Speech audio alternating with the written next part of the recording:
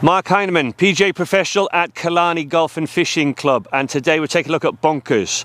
So bunkers obviously doesn't make up the vast majority of your round. There's a lot more sort of valuable parts of their game in terms of putting, chipping, driving, things like that, I find. But certainly if you're in any more than sort of 2 to 3 bunkers in a round, then you're probably looking at the wrong video. You need to be looking at something else, other aspects of your game. But once we're in a bunker, what's the priority? Let's say here we're about 20 yards away, 25 yards away, and my whole intention is to get down in 3 shots, no more than 3. Give myself a chance of 2, but ultimately getting it out and making sure that the putter is my next club.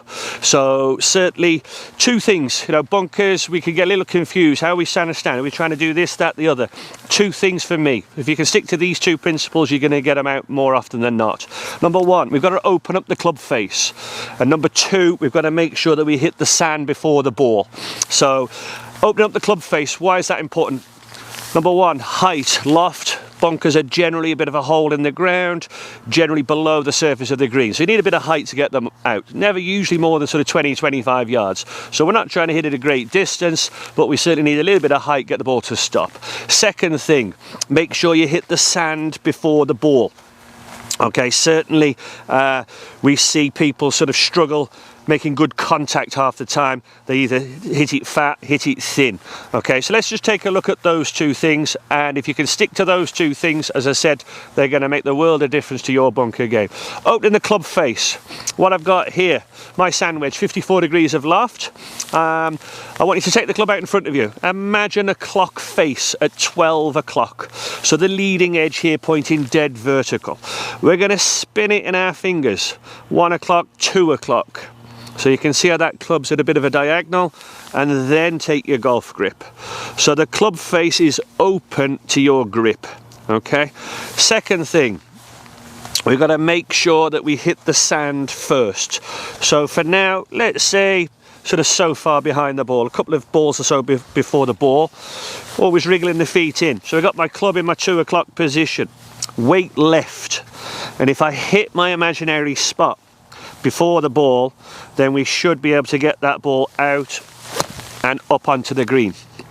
So if we can keep it simple and focus on those 2 things, keeping the club face open and making sure that we hit the sand first. Great drill to show you here. One of my favourites. I've been doing this one for a long time with great results. 5-ball drill, I call it here. What we've got sticks laid out first of all, 5 golf balls. I'm going to hit the one in the middle. All right, it's not a trick shot. What it is basically those 5 balls represent the amount of sand I'm going to take on each shot. So I'm going to hit the one in the middle, essentially, as I said. So what we've got, if I line up an imaginary ball, and the real ball, I got the ball opposite my left heel, club at 2 o'clock position again. Take it out, spin it, then grip it. Okay, I'm trying to take the same amount of sand each time. So weight left, staying left, hit my line. Second one, move on. Weight left, hit the imaginary line. Third one, weight left, focus your eyesight on the imaginary line, not the ball. Hit the imaginary line. And again, out, gives ourselves a chance of saving our par from there.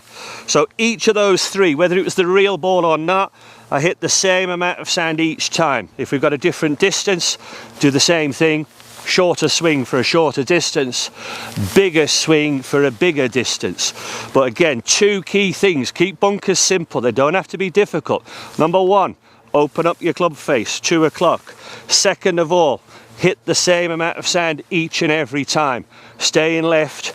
Don't feel as though you have to lift it up. Big mistake. If we start reversing, your contact point's going to be all over the place.